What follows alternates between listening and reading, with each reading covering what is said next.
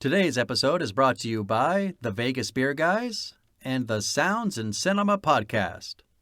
The Everything Sequel podcast contains explicit language. 'Cause we learned it from you, Dad.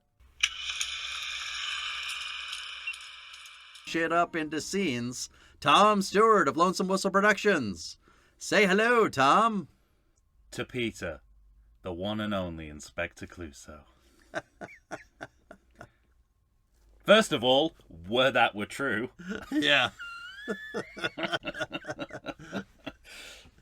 I like that Blake Edwards immediately makes two movies after this with two different Clouseaus. Yeah.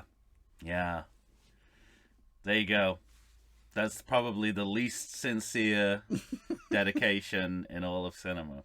Also, it's the most you're going to get, Peter. Yeah. You were a huge pain in my ass. Yeah, I think that's the subtext, absolutely. Also, in terms of what you were saying about making shit up into scenes, it's almost like there's one way to approach this movie is like an experiment in editing. Can you take a series of disconnected scenes and make them tell one story? And I guess on that level, this film is a success, but on no other level. See, I think it's a success for... I'm astounded that it's as successful as it is for the first half. Yeah, they got lucky. Where it's like you can tell that he's not there. You can tell that there are scenes from other movies that were cut, but it's still telling a fairly linear story that you can follow. But then it just falls off a cliff halfway through. Yeah. And it becomes that Simpsons clip show, is what it becomes. With this minor thread of a story about a journalist trying to find Inspector Clouseau. The most popular TV journalist in France, played by one of the most popular actors in Britain. Okay. Yeah, Joanna Lumley, who was also a Bond girl and an Avenger. I remember, which Bond movie? On Her Majesty's Secret Service. Okay. 2 minutes, 30 seconds. Quick. She's probably the only Bond girl to ever question James Bond's sexuality. Ah, because it's when he's right. He's up in the mountains and he's pretending to be afraid of women, and she's the one that says, "I know what he's afraid of."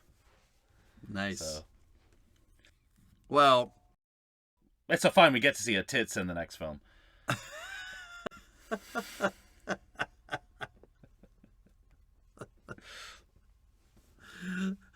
Impressive. Well, here we are. It's Trail of the Pink Panther. It's a 1982 film, and it's directed by Blake Edwards.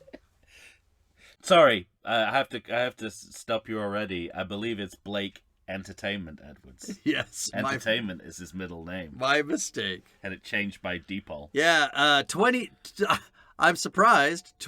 Well, maybe not. 23% on Rotten Tomatoes. I would give it that generous based solely on one appearance. Oh, which appearance is that? Well, your Bond. He's not in this one. He's in the next one. God damn it. What? Why can't I keep any of this shit straight?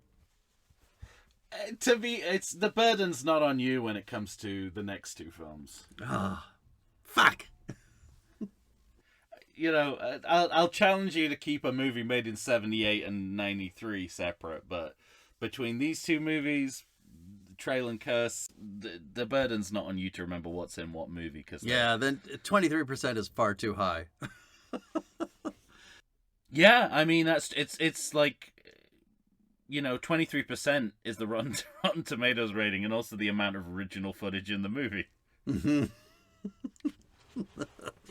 It's the first time those have ever crossed over. Well, it had a budget of $6 million, an opening weekend of 1.3, but in the USA and the world, just $9 million. So people figured out the con. Yeah, quickly. But that's interesting because you're making the next movie along with this movie at the same time. You know, it doesn't put a stopper in the series. Maybe that's why they did it. Maybe. Or what other films did Blake Edwards direct? I'm not going to tell you anymore. I'm kidding. I know I'm joking. We don't have to go over that again. Listen to the other 9 episodes. I'm sure we mentioned in the first time we did this, like Blind Date and Skin Deep and Switch. Very much so, yes. Fine. Back to the MGM original logo along with United Artists. However, you got Blake Entertainment Edwards. Yeah. Well, so far it has over its predecessor that this looks like the original UA logo that would have been there in 82, which looks like the beginning of an 80s sci-fi movie. It's like, is the Terminator starting? But yeah, and we talked about this on the ranking episode. It's like, this is the first sign of Blake Edwards' successful coup of the Pink Panther franchise. By killing a man. That's our theory. It's yet to be disproven. Can you prove it didn't happen? Yeah, and you know, like we go into a cold open that like all great 80s comedy movies starts with morning prayers in a mosque. Yeah.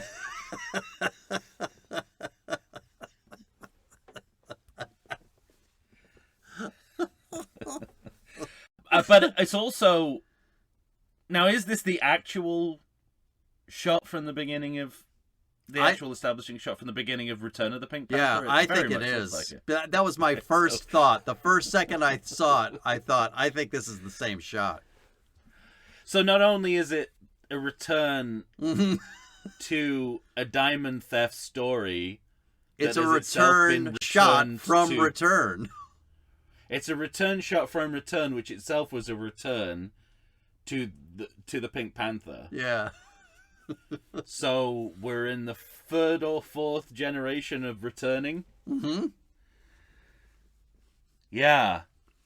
Yeah, I mean, another theft of the twice stolen Pink Panther diamond really prepares the audience for this greatest hits package of a movie that we're about to see. Yes. And then when you... I think I said in the ranking episode that I have so much to say about these thefts back to back that are the same theft. Yeah. So much so that I wasn't sure I was watching the right movie at one point. But yeah. But what I have to say is when you juxtapose this versus the other elaborate diamond theft that we talked about, where the action is big and boisterous, you know, you have the hole cut in the floor by the blowtorch, and then this thief appears. Yeah. And it's not the Phantom, it's just some random dude. Yeah. But my biggest note is I just thought it was so hysterical that he takes that glass casing off the diamond and then picks the diamond up, and it's as though the thief himself thought, you know, I thought this would be harder. And then he just jumps into the hole. Yeah. Well, I can't remember where we end up on this, but it was an inside job originally, right? Was it? That isn't it the chief of police? Yeah. Is trying to. Is you mean for this movie or back in the first half of the series? That happens in this movie as well. Yeah. In the first of 2 prayer scenes. It doesn't seem like they stole it in this movie. It seems like they filed an insurance claim and they want to keep that money because they've already spent that money. So they don't want to give it back. I think also in the next movie it falls into different hands. So it's stolen from the person who stole it in the next movie, I think. Yeah. And anyway, none of this matters because it doesn't. We're giving it more thought than they ever did. Guaranteed. Well, my note was, it was as if the movie itself just said, hey, let's just get to the fucking cartoon. Yeah, it really did. So we get the dedication, and then immediately tasteless, and following it up with Clouseau being blown up. Yeah, right. And the Pink Panther wearing his dead man's hat. Mm-hmm. I also wrote a note that said, you know, you have the dedication to Peter, the one and only Inspector Clouseau, and next to it I just wrote, "Fuck you, Alan Arkin."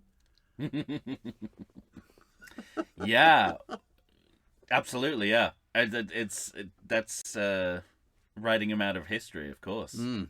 And Blake Edwards will himself direct a movie where that will be. Yeah, where he'll create another Clouseau, played by another actor. I think the Pac-Man parody shows that desperate need for relevance. That's my note. The recent There's death of so a lead much actor Pac-Man in this opening cartoon. in a decades-old franchise. You're gonna need something. You know, you're gonna need a bare-faced kind of acknowledgement of the times, like Pac-Man. Yeah, it's Pac-Man forward. It's Pac-Man heavy. Yeah. And then the cast list sort of reads like the visitor's book for Peter Sellers' funeral. Mm-hmm. And when you see Robert Logia's name, you're like, you sort of expect, like, oh, would that mean he features in the clip shows? No, he's just playing a different character and continuing on. He is not the man he played in the last movie. Yeah, and predictably longer than its usual overlength, this this title sequence, for obvious reasons. I said the cartoon is long and tired, but includes Pink Panther as Pac-Man. Yeah. So it's overlong. It's also actually not done by the original animators, I think, for the first time. Mm. And it ends with a piss joke. Mm-hmm. And that's what I feel this movie is. It's pissing all over Peter Sellers and his memory. So it announces itself appropriately, as all these title sequences do. Also, early preemptive credit check note. Screenplay by 2 Waldmans and 2 Edwardses. So double relatives in the opening titles. Right. Yeah. So there we go. I don't have anything else to say about the title sequence. Me either, because I want to get to Clouseau visiting Dr. August Balls again. Uh-huh. Except... literally reenacting scenes from past movies. Yeah, exactly.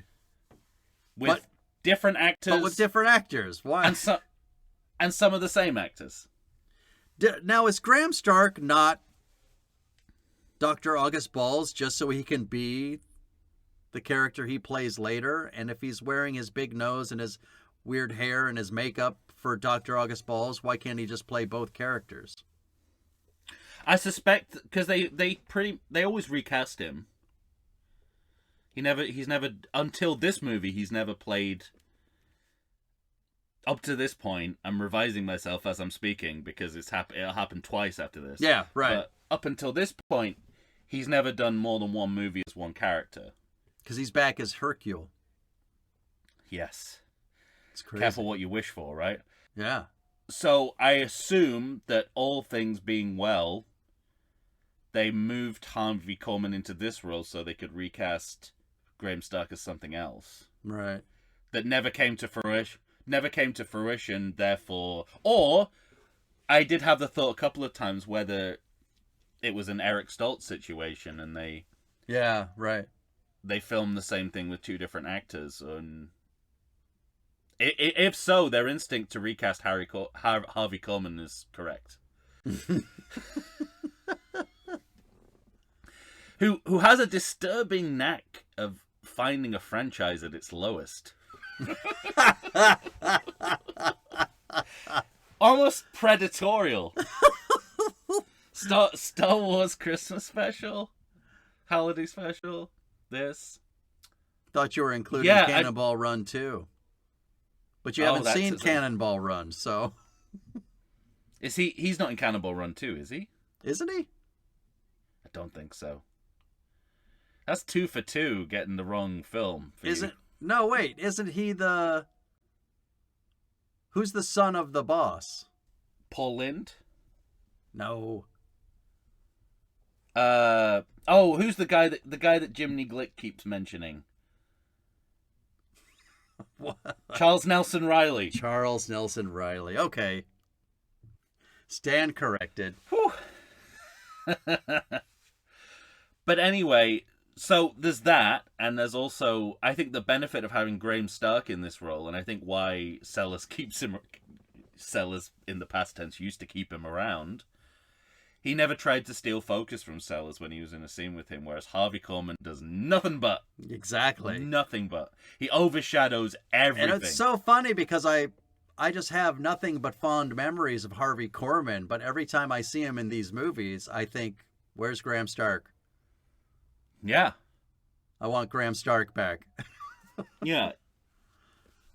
You wouldn't think that you could miscast this role, but you can. Yeah. But what compensates for it somewhat is the arrival of Liz Smith as Mrs. Balls. Yeah.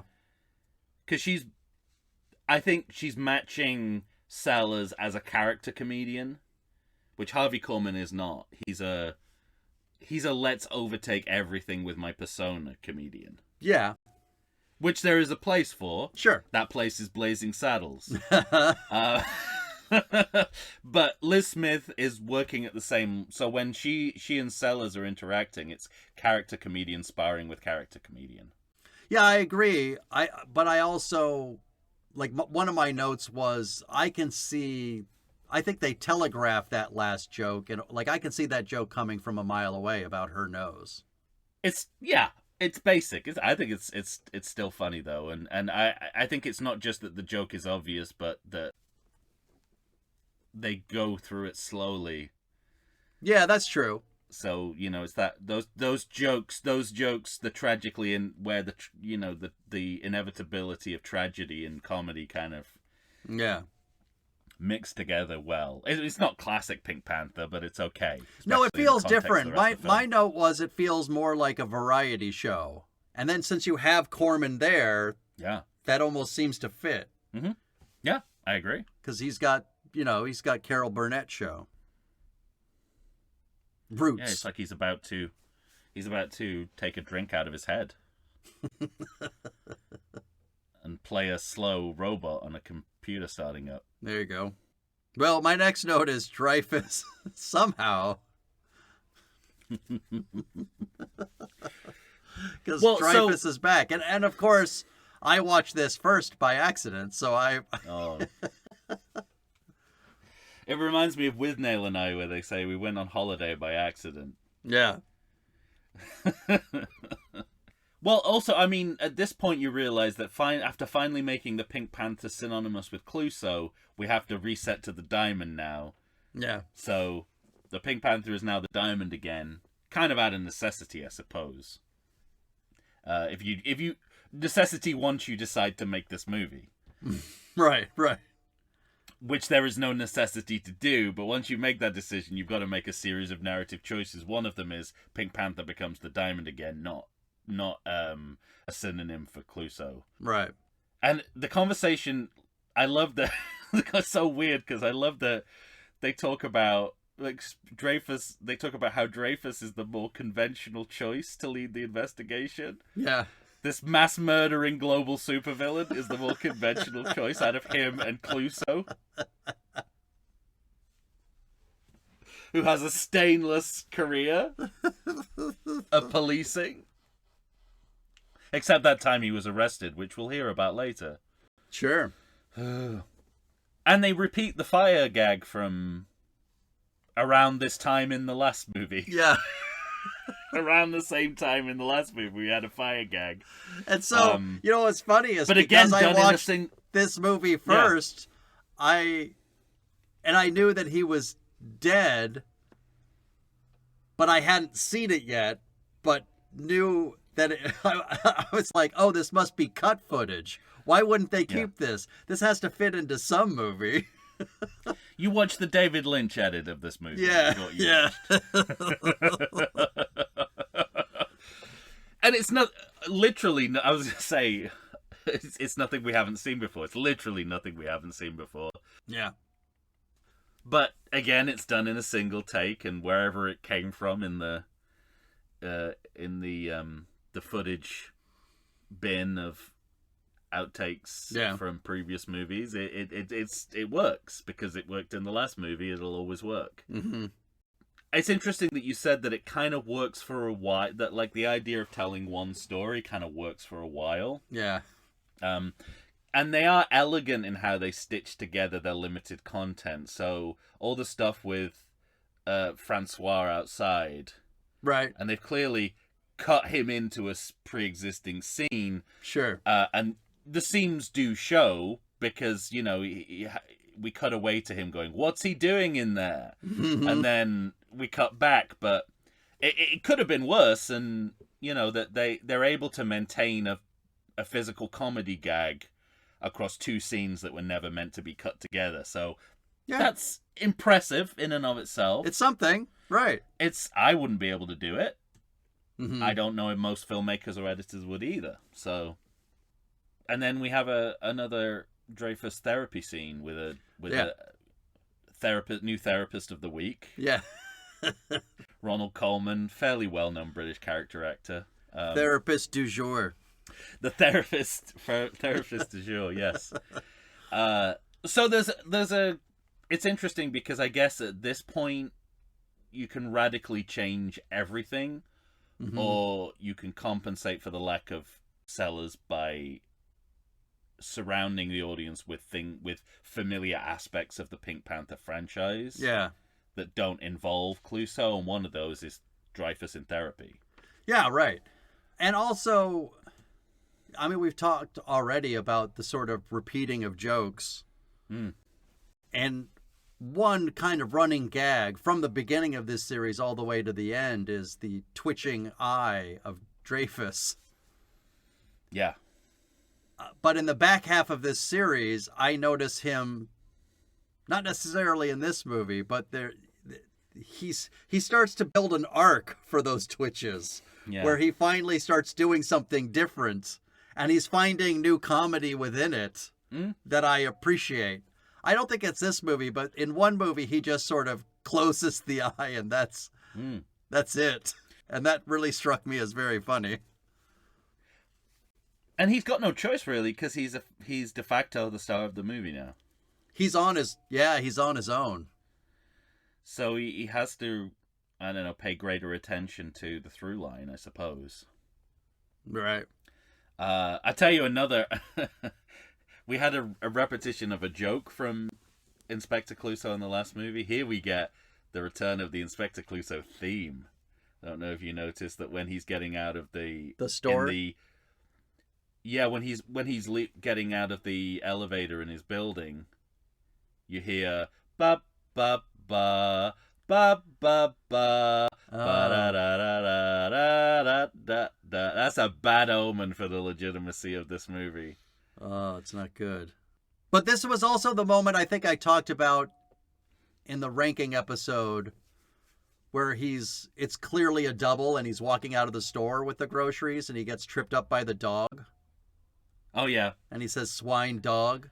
Like, I thought it was Dreyfus dressed up as Clouseau. Oh, funny. It took me down a mini hole for a moment until I saw him in the elevator where I thought, oh, no. So that's just supposed to be him. Okay. Yeah. I thought I was building a whole narrative in my mind of Dreyfus is pretending to be him for, fractions of seconds, just for 30 seconds. Yeah. But it was all for naught. And once we get inside, there's more single-take physical comedy than we've seen from Sellers in years. Yeah. So the first question you're asking is, well, how far does this footage go back? Mm-hmm. What movie was this made for? Because it's not one of the last two where he couldn't walk. Yeah. Without having, where he walked 2 steps and had a heart attack. There ain't those. And, well, I mean, it's literally, even the most casual viewer who, if you've seen Strikes Again, you'll know this is an alternate take of a scene from a previous movie. There's no way to disguise that. It's not just a case of doing the same joke again. It's just an alternate. Well, because they have that at the end with the pants rip. Right. But you don't know where to place it from. You don't. For all you know, this is the first pants rip they ever filmed. Yeah, or, I can't. It's just with a different. It's a different actress who comes out of the. Yeah. That's the only difference. Yeah. The joke otherwise is exactly the same. So I suppose this is where they're setting the bar on original footage. Mm-hmm. It's like as long as there's one element in the shot that's different from what you've already seen. Yeah. It counts. And even put it in the reuse bin, right? Yeah, exactly. Not the throwaway bin. And we mentioned this before too, but even the elevator gag. Like my note was, there's lots of funny stuff in the elevator gag, but you realize why Blake Edwards cut it was because it goes on for a little too long. It's a little indulgent within the comedy from Sellers. Yeah, and it's like he's reaching he's reaching for reasons that are plausible for why he has to keep putting the groceries down, put his leg out, do this, and they're not quite there enough to make it a full bit that should be in the movie. So you realize this is why he cut it. Mm-hmm. Yeah. And then you get to the problem of having like all the living actors have to stand around and do exposition. Yeah. Without Clouseau being present, so it's just sort of seen it. We just keep cutting away to Dreyfus and Francois talking about what's going on, like they're a chorus in a Greek tragedy. Yeah. Also, is Dreyfus going to get mercury poisoning from that blood pressure cuff bursting and spilling all over him? Yeah, those are illegal now. Makes me nervous for him. Yeah. Makes me nervous for a murderer. We're not supposed to remember he's a murderer. True. And then we get the non-ironic version of the Naked Gun back projection gag. Mm-hmm. Because that's clearly there to cover a background which would portray its origins in a different movie. Yeah. So they put a different back projection in the same way that they're sending up in the Naked Gun, but it's not being done for comedy. Yeah. Yeah, and this is where I mentioned in the ranking episode, it starts to feel like a nightmare, where like a character from a movie is just wandering back through all their past films. Yeah. Because they call New Scotland Yard, and we get what is clearly an outtake or a deleted scene from Strikes Again with the same three actors, and it's so abrupt in its pushing you as a viewer back through the series, back through time. Yeah, exactly. It feels it's like nightmarish. It's like, yeah, it's like a psychedelic trip almost. Mm-hmm. I also had a note that Blake Edwards couldn't find female stunt people to fall down stairs. Oh, is it a man in a dress? Yeah. Yeah. And then this really confusing sequence for me, because I don't know what I'd still, having seen it, and I've seen it before, I come out going, what was this originally filmed for? Which part? The toilet jokes or everything on the plane? Yeah. And I'm guessing it was part of Strikes Again. Mm-hmm.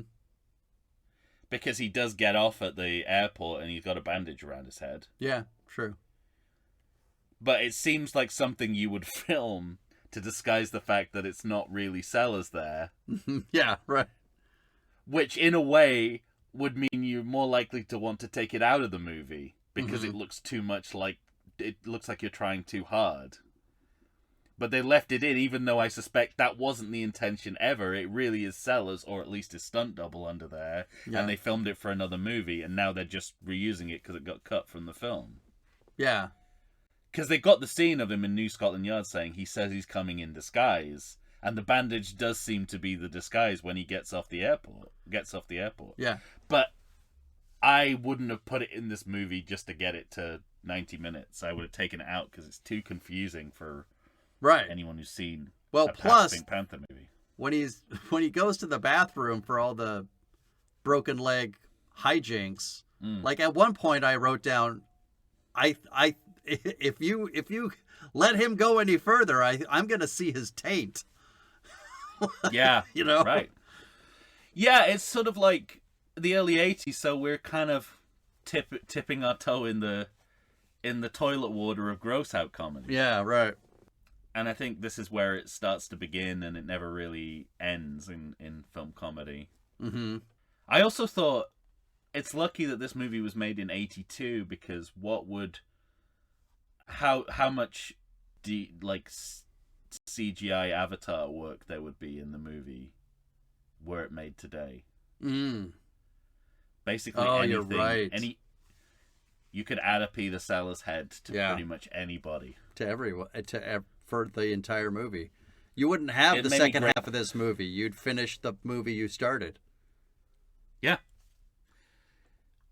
With I guess with Daniel Peacock as young Clouseau. Yeah, right. Wearing a Peter Sellers CGI mask.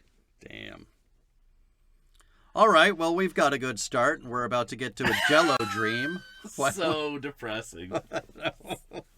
I feel like it's like, I feel like it's melancholy, right? It's sad. Venereal. It really is.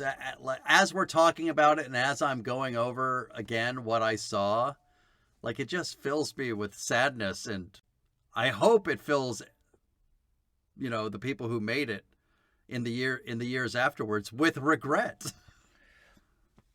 I doubt it. I like to think I know something about beer, but nowadays even I get overwhelmed when confronted by the exhaustive selection of craft beers they have at bars, breweries, and even grocery stores. Back in the day you had one, maybe two craft beers to choose from, and if you were confused, you ordered a Guinness. But in beerstinations like San Diego, the craft beer options lately are in double, sometimes even triple digits. So what's a beer drinker to do? You need what I need, the Vegas Beer Guys. Your beer of choice should be a perfect blend of malt and hops. And so a live show about beer needs that same balance. And the Vegas Beer Guys matches beer expert Dan Aker with self-proclaimed beer novice Stephen J. Weiss. The results are eminently drinkable. They're on Facebook, they're on Instagram. They'll try new beers, they'll tell you about beers. Think of them as your beer Sherpas guiding you up a foamy-headed mountain to reach the peak of your pint. God, I need a beer.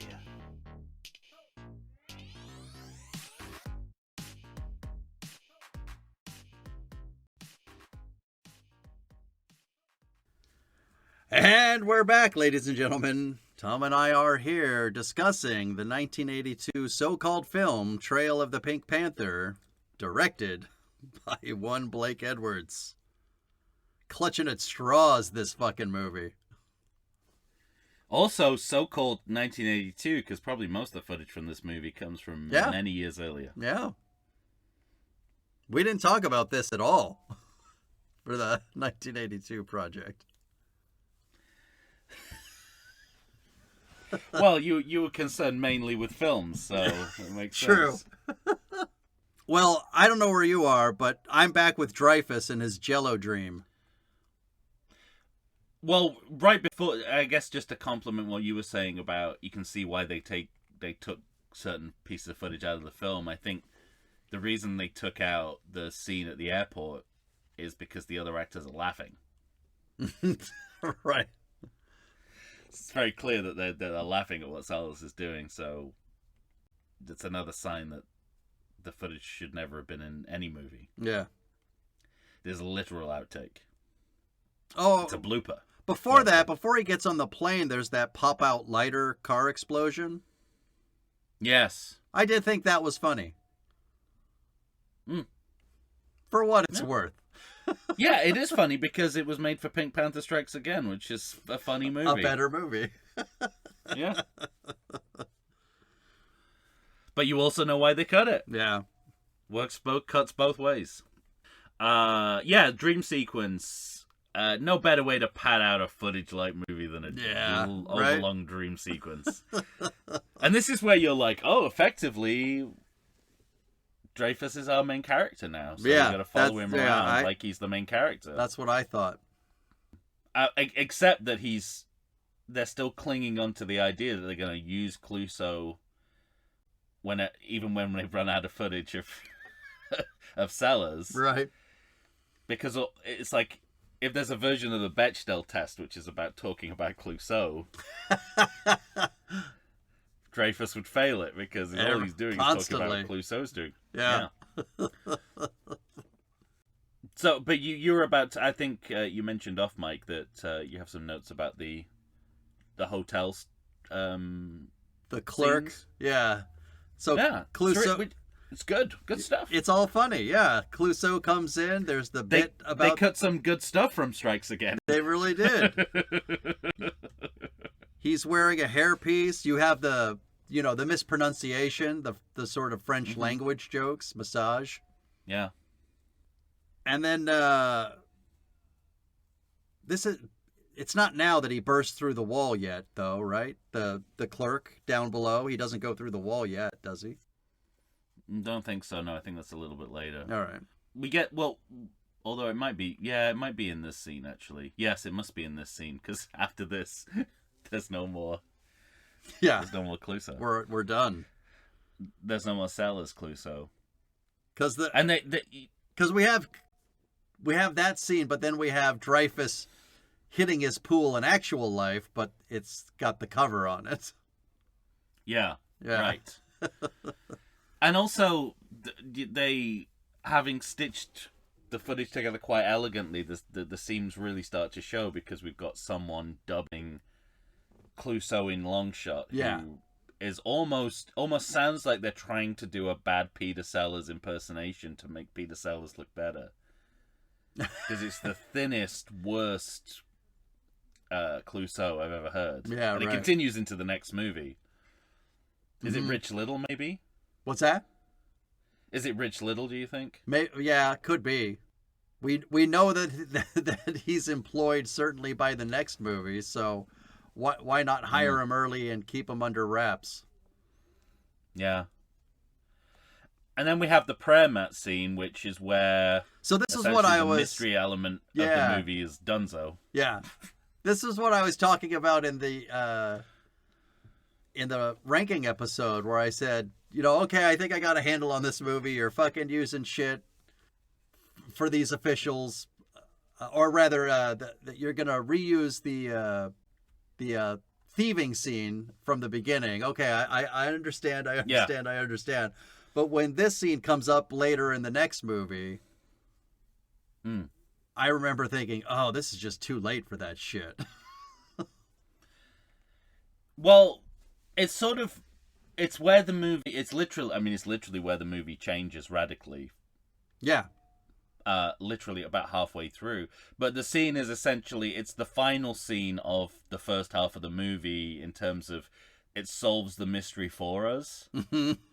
So you realize there was never a mystery. It was all just to get us, it was all a vehicle to get us to this point. Yeah. Because in their conversation, they basically say, oh, it was an inside job. I stole it to boost my popularity and recover it.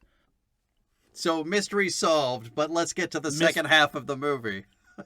Right. And it's kind of, I don't know if it's letting the audience know, but tacitly it's saying, we've done as much as we can do with outtakes at this point. Yeah. Clouseau in the quote-unquote story of the movie goes missing. Yeah. And now we only have our supporting cast. To try and hold up this thin veil disguised as a movie. From this point onwards, I tell you, I mean, it's not an enjoyable... it's not an enjoyable watch. It's not even particularly enjoyable to talk about. But for our purposes, this is an important movie because the second half of this movie is Imbas, the motion picture. Yeah, right. It's right down to the fact that any clips come from movies in the series where the nostalgia is premature. So we're getting clips from Revenge of the Pink Panther, which is like 4 years earlier, the most recent Pink Panther movies, and then later in the movie we get clips from this movie. Yeah, I know. So it's a mistake, I tell you, a mistake. So their solution to there being no Sellers Clouseau is that we will we have a reason to show clips of previous Clouseau movies, prompted by the memories of the people that Joanna Lumley, as France's premier TV journalist, doing a story about Clouseau going missing, is interviewing various people from his life, and it begins with Does it begin with Robert? No, who does it begin with? Is it who's before Hercule? Is it just Hercule? It's Dreyfus first, isn't it? Dreyfus has the big live TV interview. Yes, correct. So we get to see some clips of Clouseau and Dreyfus, and then... But then she goes to see Graham. Sorry, Hercule. Yeah. Hercule's... Graham Stark as Graham Hercule. Stark as and again, Hercule, yeah.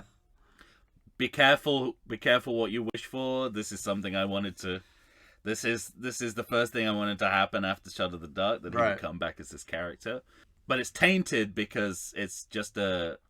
It's just a vehicle for flashbacks. Yeah. There's no sellers there, so they can't even go back to their double acts. Mm-hmm. And also, Hercule is nothing like the character that, as portrayed in that first movie. He's entirely different. So different. Completely. Might as well be another Graham Stark character. When I wrote down all the character names in my notes, like when I was watching the movie, I went back and I saw that I wrote down Graham Stark as Hercule LaJoy, and I stopped the movie and I got back onto like IMDb. I was like, I must have written that down wrong because this is a different person. Yeah. So, yeah, it's right. I mean, the worst part is, I think, the way his lechery at the end, where he says, "I'm glad the bottom half is just as good." Yeah. It's like, oh, that's not Hercule at all. I don't. Yeah, that doesn't seem like him. Also, this is the other part of my sequel pitch that was vindicated, because I had Hercule retired. He was a sheep farmer, I think, in mine, but same deal of him on this kind of pleasure barge. On his boat. Yeah. Yeah. So again, it's a case of you want these characters to come back until they come back the wrong way. Yeah, exactly. And they have no it's like they have no choice, and you're patently aware of that there's no other option. Yeah, when we get to the scene, air out these old... Is it? I think it is a shot in the dark with the pointing stick, because I think Hercule's in that scene, right? Yeah, that's right. That's what it prompts, yeah. And my next note was, this movie is falling apart at the seams now. Yep. Well, I think it's right after this where... Don't we get a scene with Robert Loggia? Because I remember... Yeah, it's the Loggia's tailing Lumley. That's what I wrote. Okay. So... But this was also one of those things where I wrote, it seems to be Americanizing the franchise. Because he's not pretending to be anything other than an American. So are we talking about the American Mafia here? Yeah, well, I don't ask me, because I thought this was the same character he was playing in Revenge. Right. But what that it's means like, is why is the American Mafia in France? But it also means that essentially the next couple of scenes involving the two of them, these are both characters that were introduced in this movie. Mm-hmm. Yeah. So these two characters have nothing to do with the franchise. Nothing even though at all, one of them was in the last film as a different character. And that was all I was clinging on to. Robert Loggia was a poor excuse for a legacy character, but a legacy character nonetheless. Oh wait, there's a Cato attack on Lumley too, right? Yeah, that's coming up. It's coming up later. Not Oh, yet. It's not now? Okay. We got a lot of interviews to get through before we get there, I'm afraid. Well, we even because there's a scene where we're watching Loggia. We got Porkins. We got Porkins before that as well. Well, we're watching a scene where Loggia's watching an interview and he tells his girlfriend to shut up. Well, we have a long scene between the two of them, which is the movie essentially saying, well, these are the leads of the movie now. Mm-hmm. This is where we go over to... This is where David Niven and... I was going to say, she goes to see Niven. Capuchin. Yeah. Niven and Capuchin. Which, again, is so... But not Wagner so yet. He appears in another movie, right?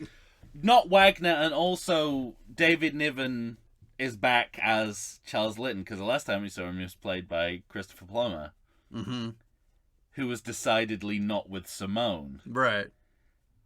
So we're even retconning that part of the story where... We're retconning the retcon. Litton came back. We're retconning the retcon. So now they've been married or living together ever since, is the impression that you get. And they just... This is where you get I'll never forget the old man on the street, but it's all... They pretend... They don't even do a good job of making it seem memory-based. No, yeah, exactly. Because they just start going clips that have nothing to do with anything that anyone's saying about Clouseau. Right. That, at a minimum, you'd think.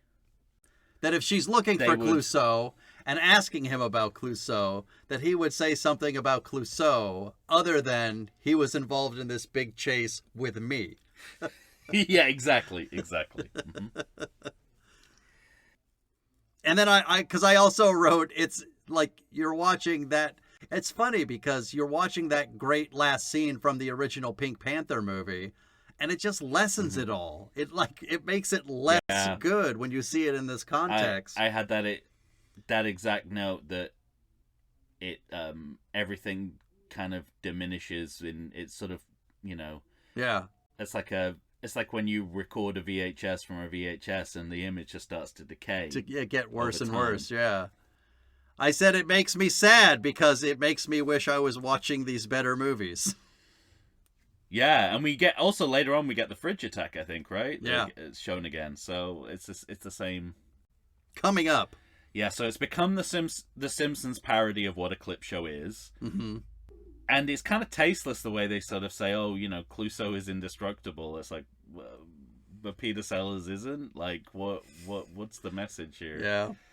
A man died. It's that kind of the missing piece of the puzzle. To quote The Simpsons once again. Once again, as always. Mom, a man died.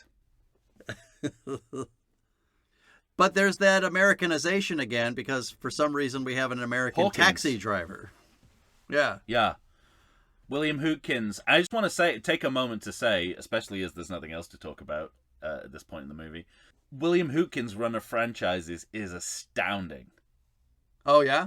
We've got Star Wars, Indiana Jones, Pink Panther, and Batman.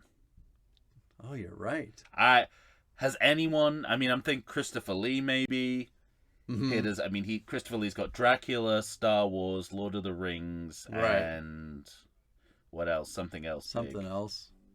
I'll say Gremlins, but I don't think that counts really. Right.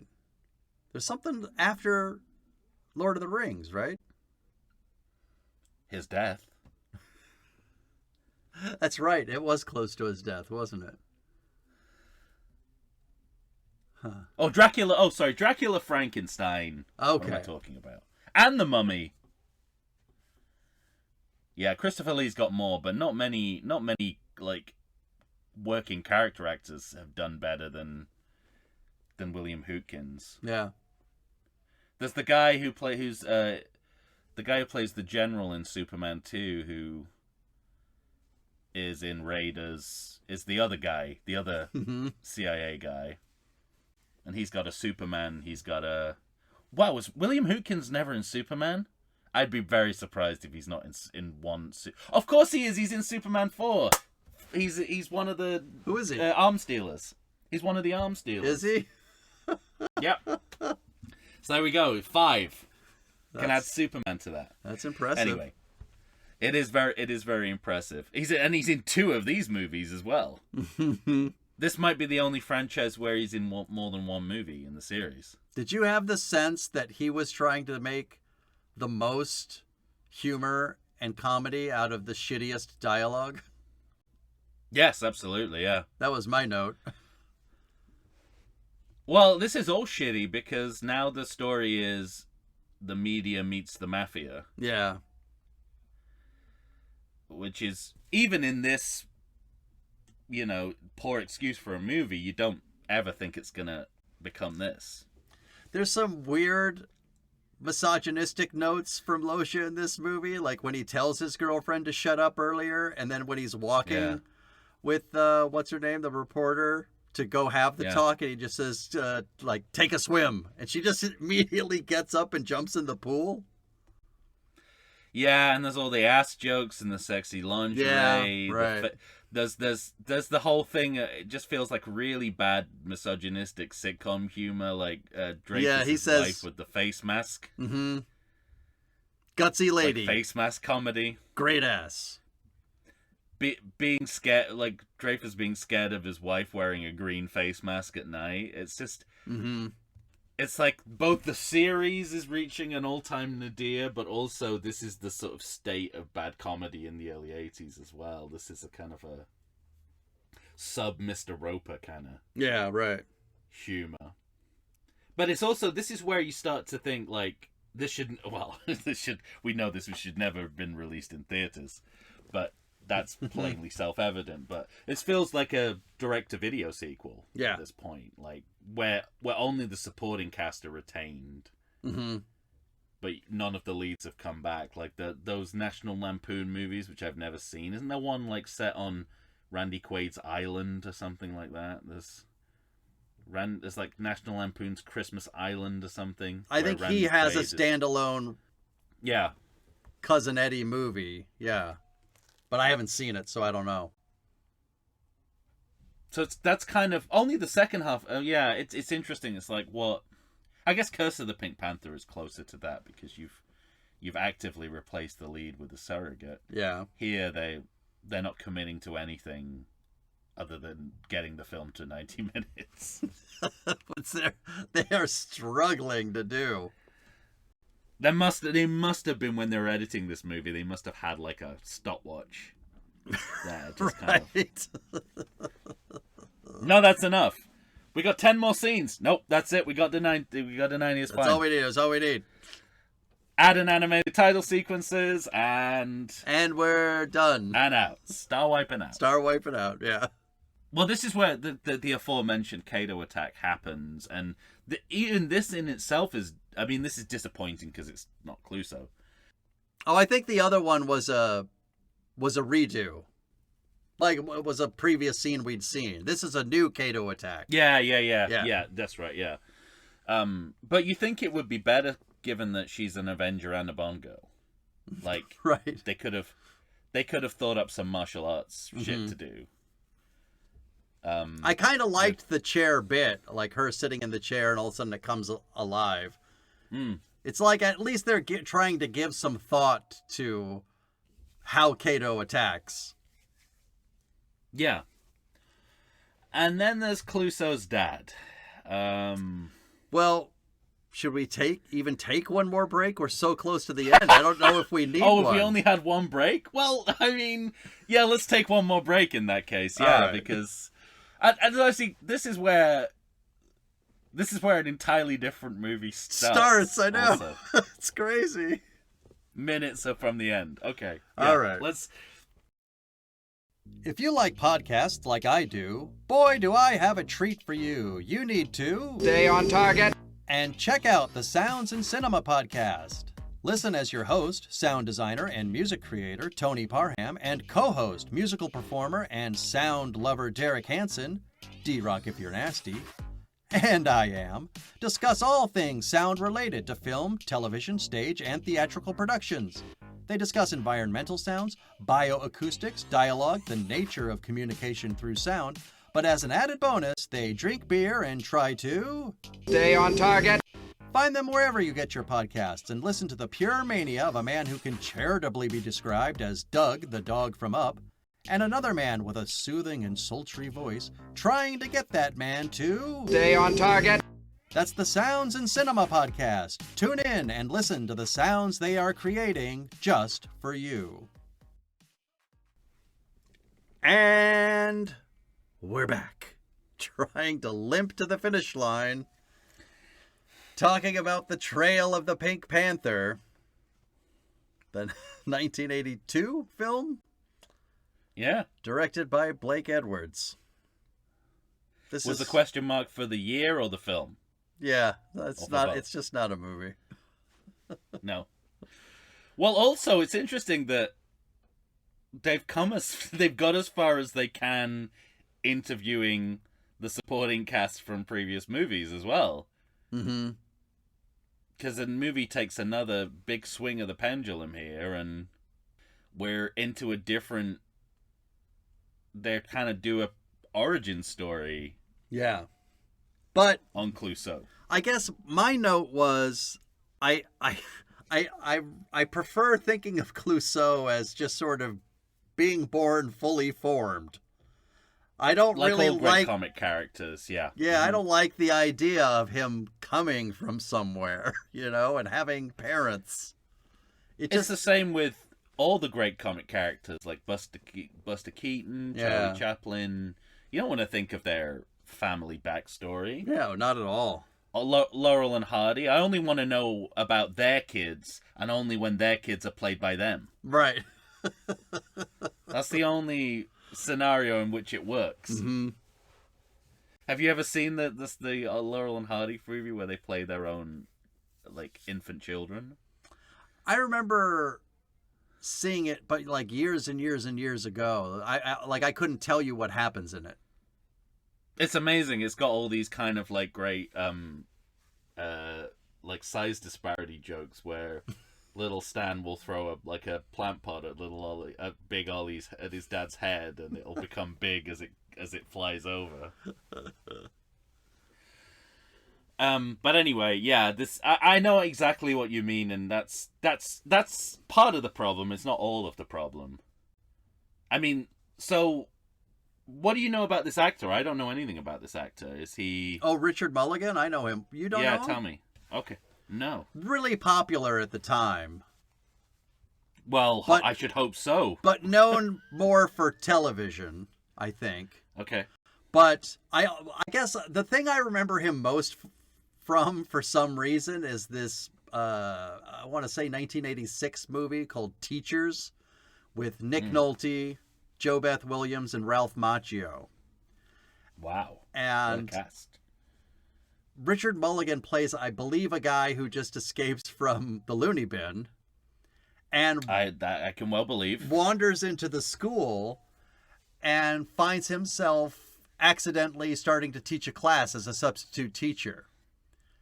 But what he ends up, he's teaching history too. And what he ends up doing is he's constantly dressing up as George Washington or all these famous figures for history and really giving gravitas and, sort of, and the kids love it and are eating it up. And there's this one, really interesting scene where finally the hospital finds him and they have to this guy dressed up as somebody, I think it's George Washington, has to sort of, with as much dignity as possible, walk out as Washington, and all the other teachers have to kind of look at him and say, man, this lunatic was doing a better job teaching than we ever were doing.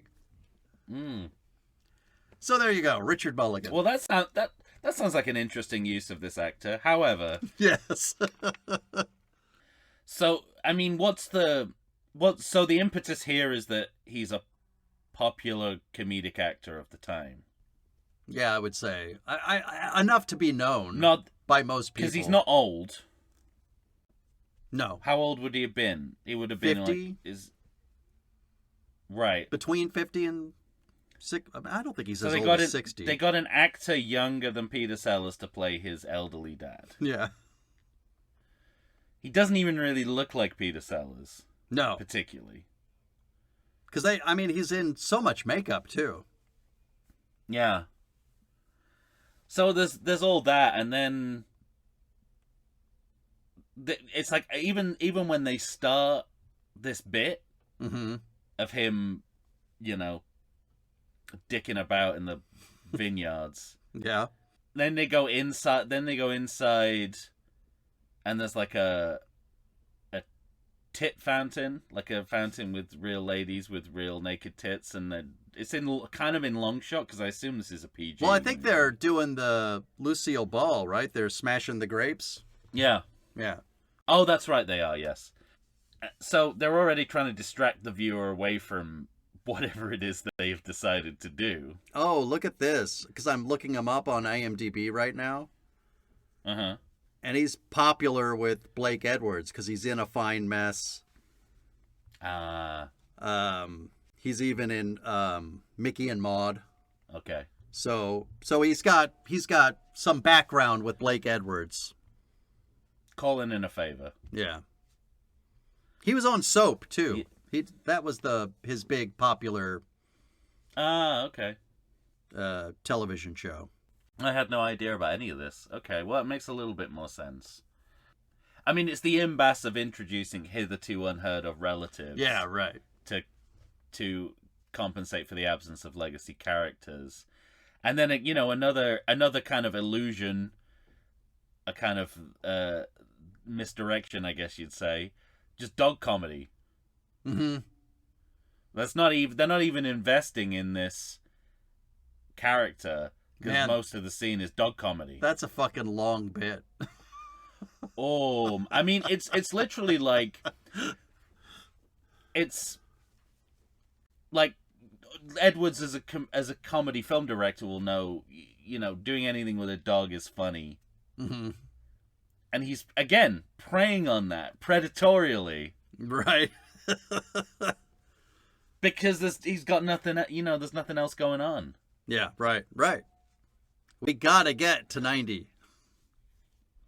Yeah, and then we get, instead of clips of Pink Panther movies, we've switched to original, newly shot origin story footage. Yeah, right. Which, I gotta say, even in this cockamamie movie, I didn't see coming. Right. With the baby pig and, yeah.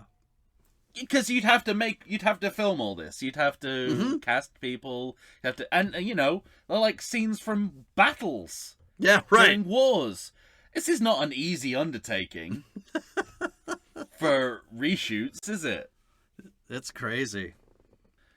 Yeah, and like college love scenes, and I mean, there's so many scenes in succession.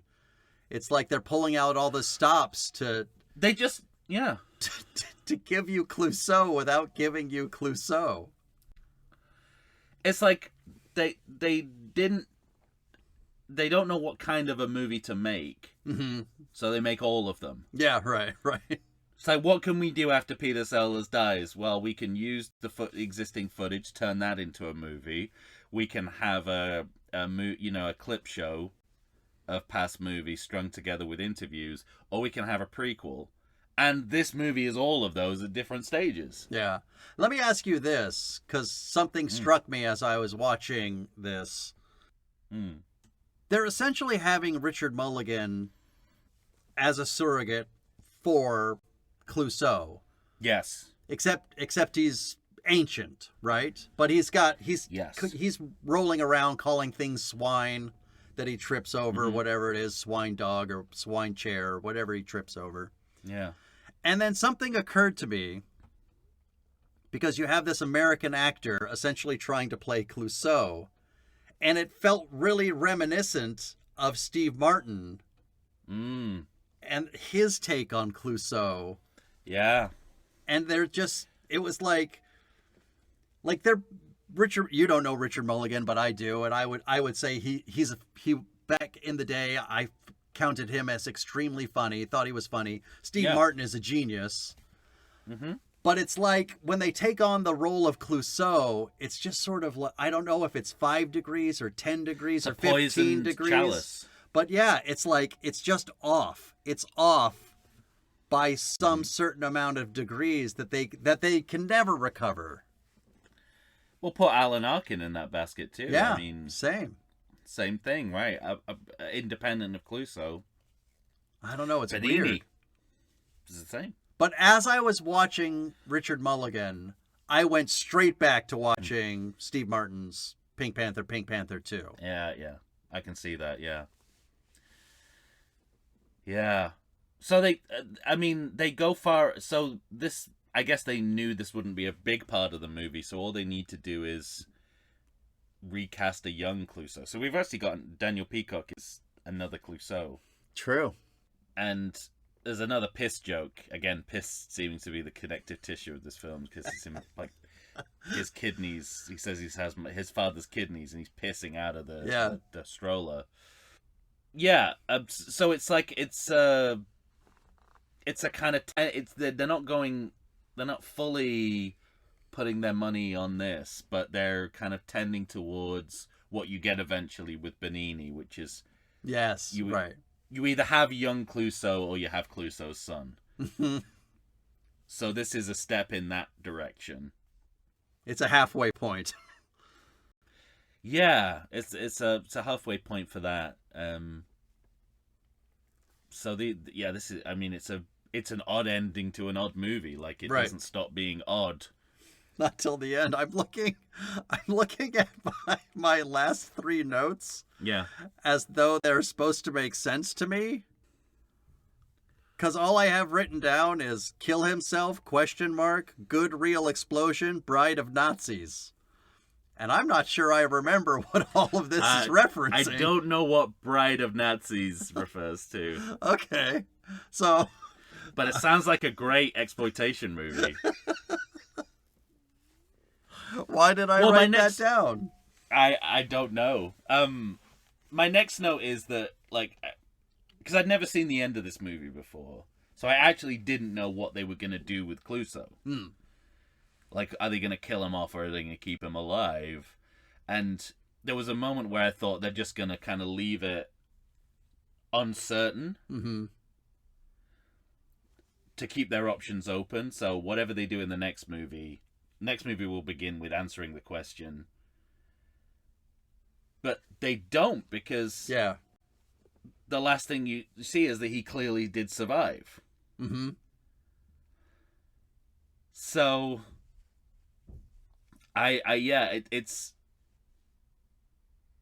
it confounded my expectations of even their own ambiguity, because they don't actually leave it ambiguous at all. What is it they're showing again? Remind me, because I'm completely they show him, confusing it with the next movie.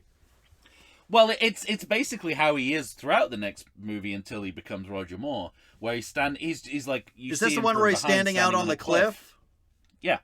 Okay. So it's saying he did survive was it at some point, or am I dreaming this, that he was shot down by Colonel Gaddafi, like Libyan terrorists? Did that happen? I don't know. I literally, I think I have omitted the end of this movie Gaddafi completely from my fucking memory. What was the good real explosion? What's the explosion at the end of this movie? The plane? Is there a plane? No. Is that what you're saying? Well, they start showing you the dregs of the clips from the clip show. So you start to see, like, Lozier and Lumley get their own clips. I mean before that. Yeah, I don't know what explosion that refers to. I mean, I didn't write it down. Maybe they do have an explosion of the plane. Or maybe it's part of a clip that they're showing. I wonder if Bride of Nazis refers to something. In the clip show? In the clip show. Okay. But anyway. Yeah. I mean, they're not Nazis, but it's kind of reminding me of Son of the Pink Panther with the, he's getting the medal with the army of another country. Nonsense at the end of that movie. I don't know.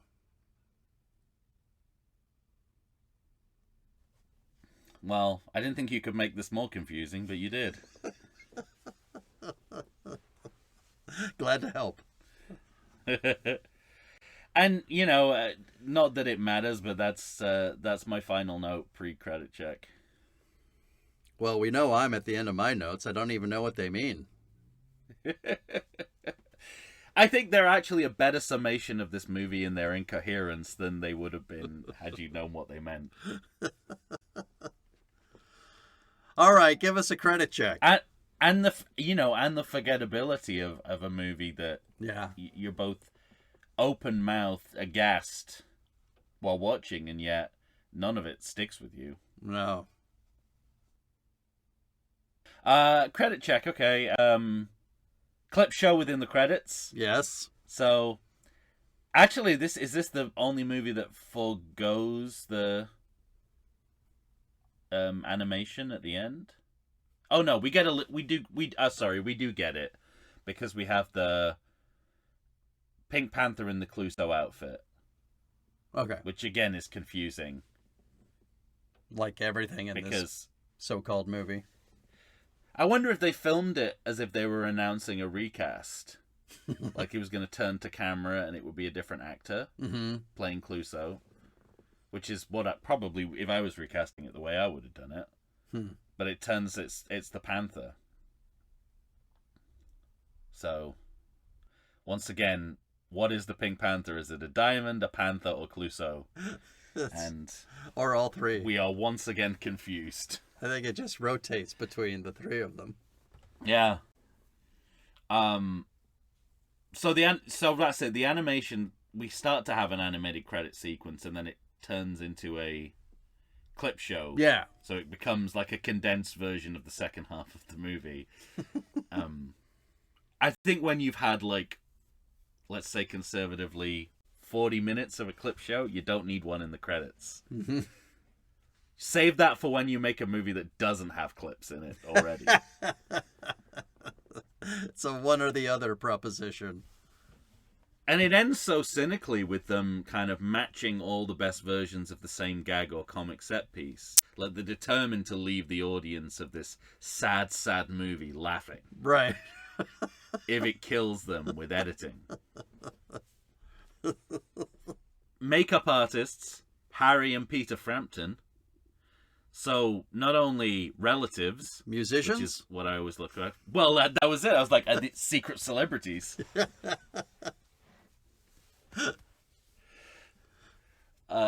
gotta be pretty impressed I pulled that out of my ass. Yeah. Although I know you're thinking about that Simpsons Lollapalooza episode. Oh, you're not gonna eat all that watermelon, Mr. Frampton. Sonic Youth are in my cooler.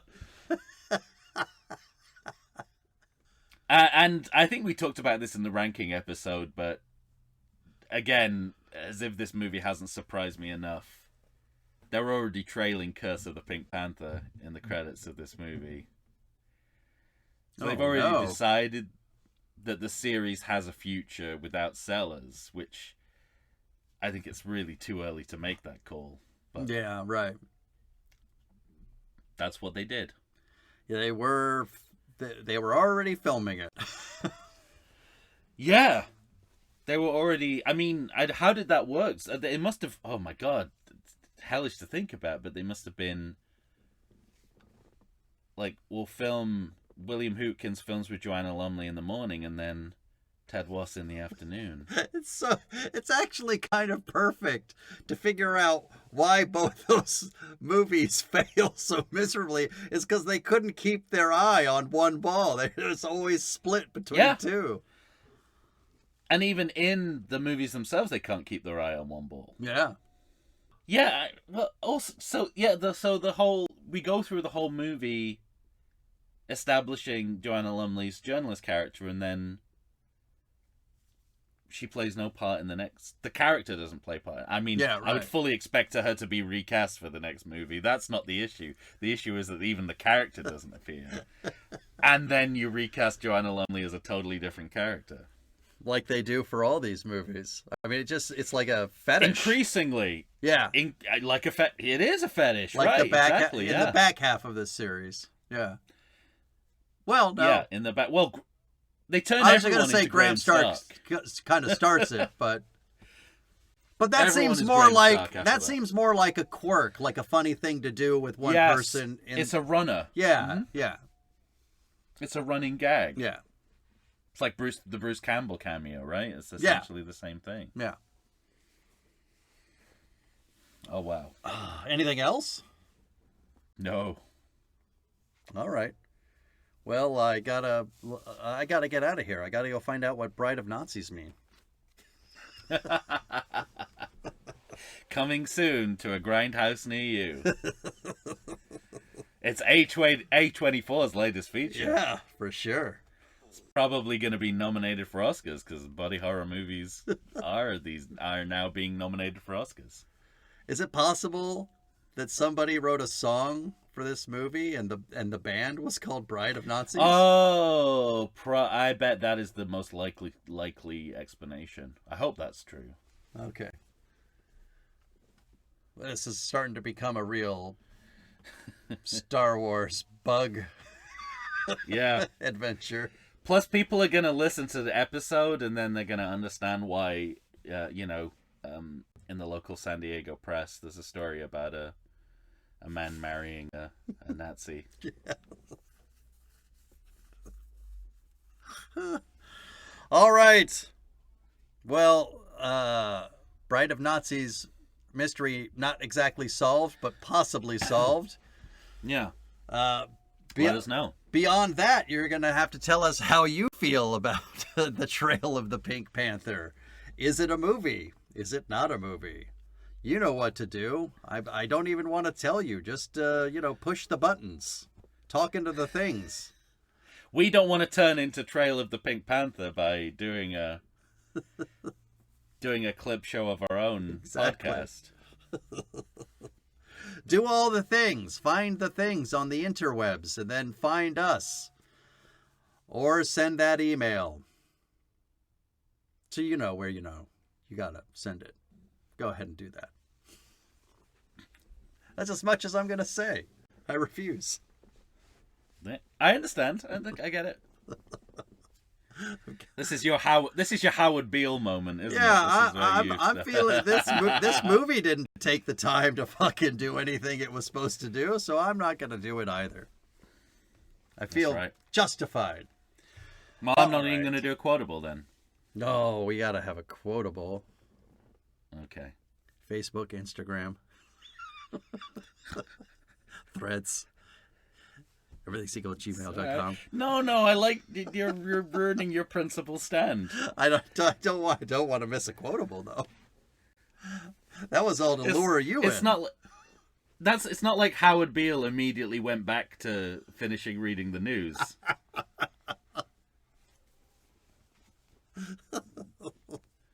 I'm mad as hell and I'm not going to take it anymore. And in sports.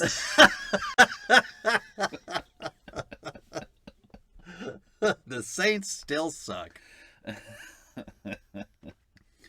That's a football reference, Tom. I assume they still sucked in 1976 when that movie was made. Yeah, that's when they really sucked. Right. That's when New Orleans? people used to wear paper bags to the games over their heads. Ooh. Good stuff. Are they the New Orleans team? Uh-huh. I'm impressed.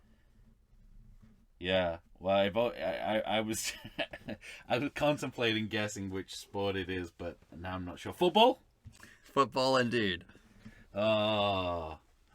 What if I said blockbuster trade late last night, Luca for AD? Does any of that make sense to you? Sounds like you're doing a shipping forecast. To me. Just sounds like the code you use to direct boats away from each other.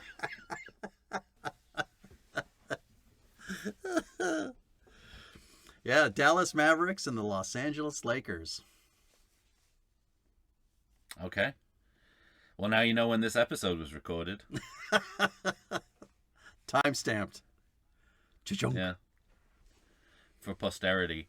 All right, we wasted enough time. For Tom Stewart of Lonesome Whistle Productions, Michael Chancier of the How Dare You Awards. When you hear us next, we'll be talking about Curse of the Pink Panther. Say goodbye to everybody, Tom. Swine seagull. See? Those are the last words not spoken by Peter Sellers as Exactly. Inspector Clouseau. Actually, not even the last words spoken by Inspector Clouseau. Actually, a completely insignificant line